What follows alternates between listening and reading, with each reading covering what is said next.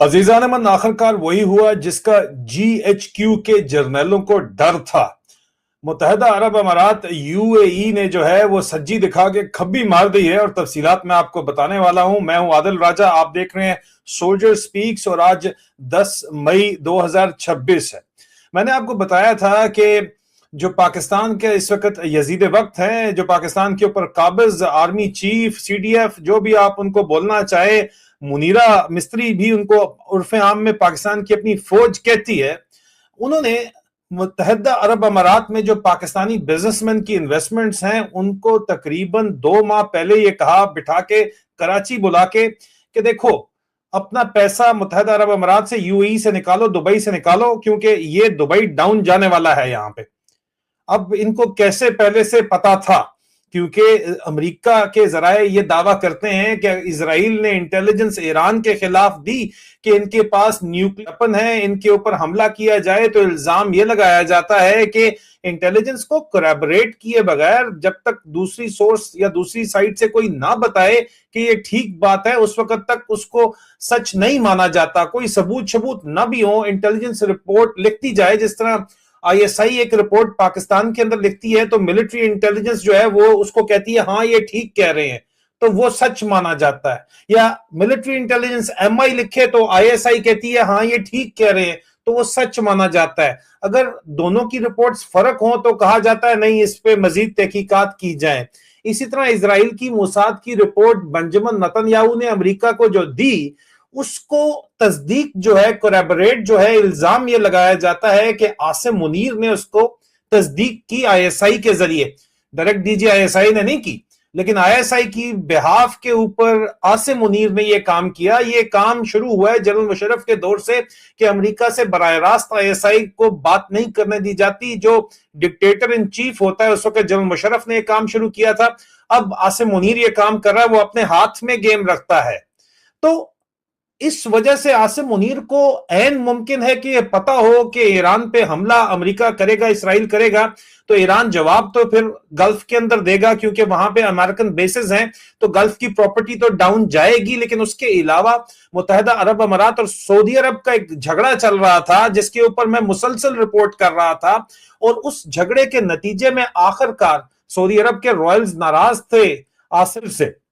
आसिम मुनीर का जो हाल इस वक्त UAE में किया जा रहा है, वही हाल KSA में किया जा रहा था। कोई सऊदी रॉयल फैमिली का मेंबर, कोई छोटा मोटा गवर्नर भी इससे मिलने पे तैयार नहीं था। लेकिन आखिरकार डॉलर ज्यादा जिसने दिए इस फौज को, वो सऊदी अरब था, और सऊदी अरब के हक में फैसला लिया गया। और इस वजह से मुत्तहदा अरब अमारात से अपनी इन्वेस्टमेंट निकाल के आसिम मुनीर ने मुबैना तौर के ऊपर कंफर्म, मैंने कोलैबोरेट की है, इंटेलिजेंस कहा गया कि आप अपना पैसा निकालो वहां से, UAE से, और इसको आप ले जाओ सऊदी अरब ले जाओ।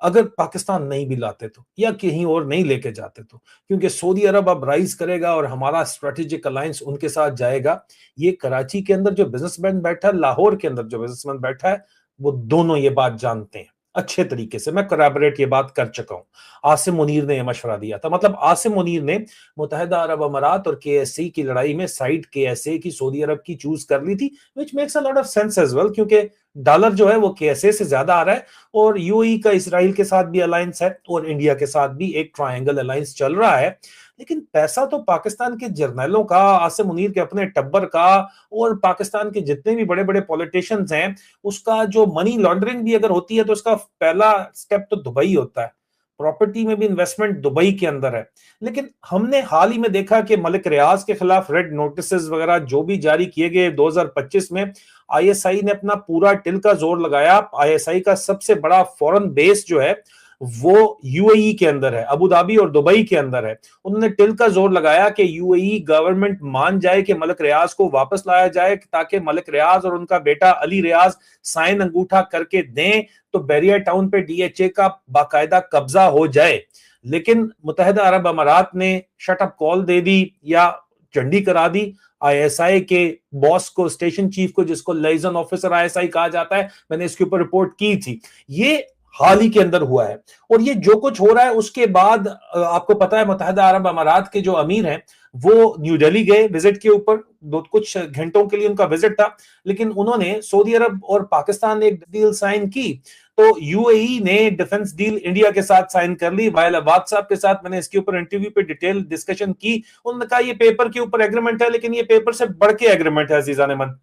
क्योंकि अब 2 दिन के अंदर जो प्राइम मिनिस्टर मोदी है वो जाने वाले हैं मुत्तहिदा अरब अमारात, और उससे पहले इमरजेंसी इस नेक्स्ट लेवल की पड़ी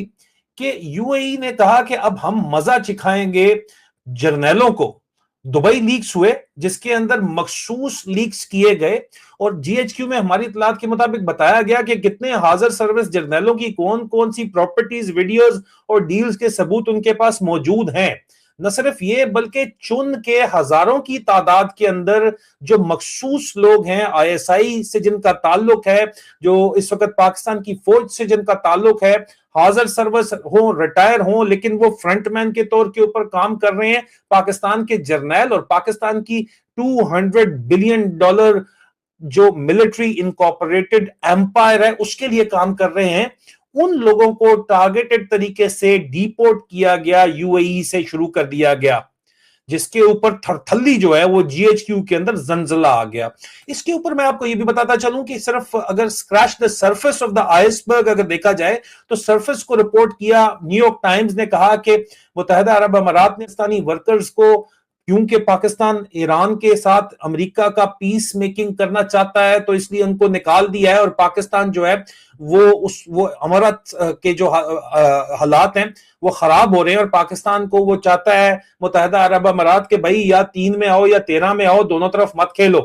तो इस वजह से ये तो रिपोर्ट की जा रही है, असल मामला मैंने आपको बताया 2 महीने पहले से चल रहा है, मैं मुसलसल इसके ऊपर रिपोर्ट कर रहा हूं। सऊदी अरब और मुत्तहिदा अरब अमारात की जो यहाँ पे राइवलरी है, बेदुइन राइवलरी है, स्ट्रेटेजिक राइवलरी है, जिसमें इजराइल नेक्सस है, उसको छोड़ दें आप।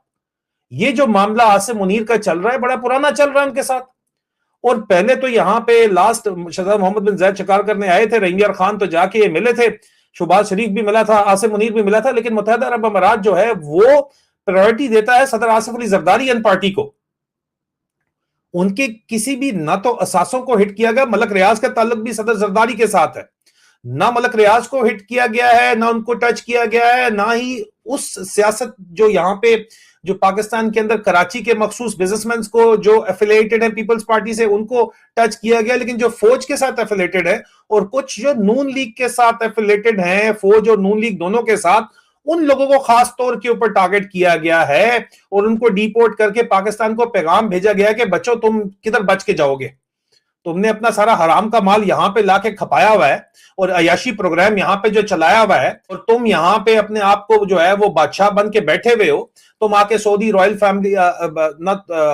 अमाराती रॉयल फैमिली से मुलाकातें करके तुम अपने काम बराह रास्त करवाते हो। अरशद शरीफ को शहीद करवाने में तुमने हमसे एक रोल प्ले करवाया था, सारे राज हमारे पास हैं। आहिस्ता आहिस्ता करके ये तो 1200-1300 लोग जो निकाले गए वहां से डिपोर्ट किए गए, जिसको न्यूयॉर्क टाइम ने रिपोर्ट किया। ये हल्का सा फीलर दिया गया और इस फीलर की वजह से जंजला आ गया जीएचक्यू के अंदर, और यजीद वक्त मुनीरा मिस्त्री रातों रात जुम्मे के दिन जो है वो हम आपको दिखाते चलें कि भागा अपना प्राइवेट जेट लेके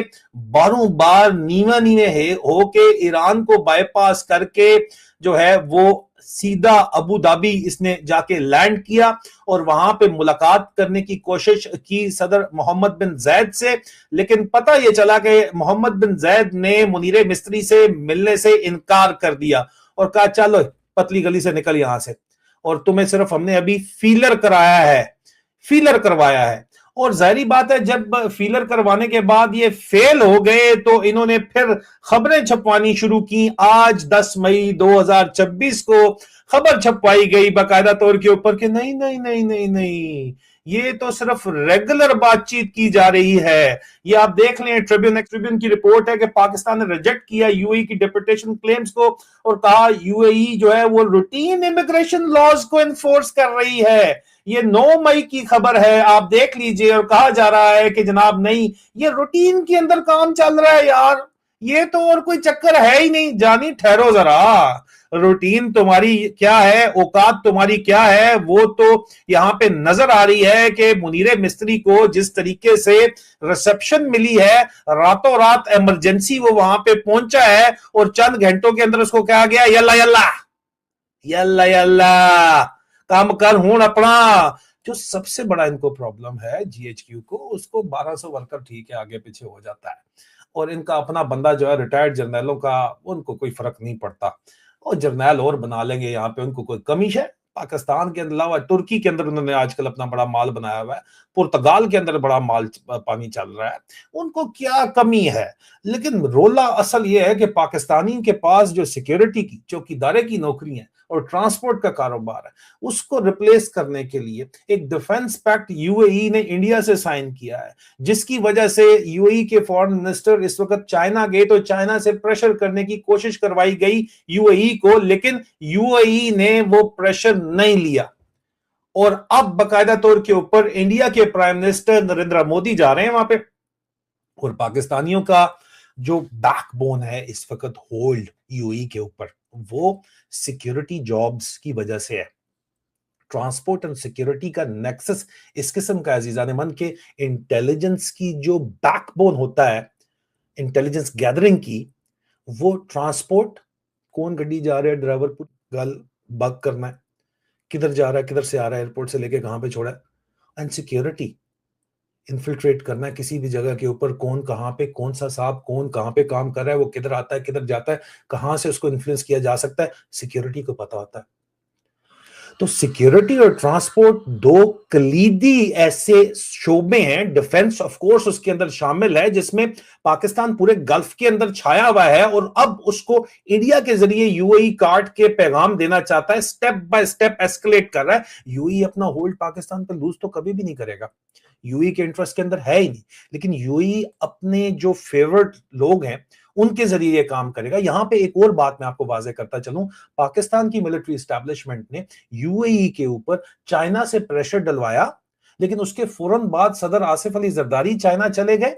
और वहां पे चाइना, जारी बात है, सदर आसिफ अली जरदारी जो हैं उनको रॉयल रिसेप्शन दी जाती है यूएई के अंदर अपने पूरे खानदान के साथ। तो आसिफ अली जरदारी को ने चाइना को जारी बात है राम कर लिया, तभी चाइनीज स्टेट मीडिया ने आसिफ अली जरदारी के ऊपर अपना हाथ रख दिया और कहा कि भाई ये सदर मुनीरा मिस्त्री जितना भी बनना चाहता है अमेरिका ट्रंप की गोद में बैठ के, वो नहीं बनेगा, सदर तुम ही रहोगे, नहीं तो हम डॉलर नहीं देंगे इनको, ना ही हम इक्विपमेंट देंगे इनको, J-35 चाहिए हम इनको जो देंगे, कोई देंगे बाबे जी का जो होता है थानू वाला, ठीक है, हम वो देंगे, हम कोई और इनको डांग फेरेंगे, आप फिक्र ना करें। लेकिन सदर आसिफ अली जरदारी का चाइना ने जब साथ दिया तो जाहिर बात है सदर आसिफ अली जरदारी, अगर सदर जरदारी सिर्फ उसको नहीं रिप्रेजेंट कर रहा था, पाकिस्तान अपनी कुर्सी को रिप्रेजेंट नहीं कर रहा था, यूएई को भी रिप्रेजेंट कर रहा था, और कहा कि हम बैलेंस ऑफ पावर रखो, यूएई के ऊपर इतना ज्यादा प्रेशर मत डालो कि पाकिस्तानियों और पाकिस्तानी की फौज की बात माने, उनको करने दो बैलेंस आउट, जरा इनके आगे इंडिया की तलवार लटकाने दो, उनको भी, उनको खेलने दो जरा इनके साथ, आप बिल्कुल सऊदी अरब वाली साइड के ऊपर मत जाओ। और फिर नेले पे दल ये हुआ कि शहजादा मोहम्मद बिन सलमान क्राउन प्रिंस ने जाके बात कर ली प्रेसिडेंट मोहम्मद बिन जायद से, जब ईरान ने हमला किया 3 दिन पहले मुत्तहिदा अरब अमीरात के ऊपर, तो क्योंकि भाई आखिर में अरबी हैं वो और आप अजमी हो बात अरबी अजमी की जाती है यहाँ पे।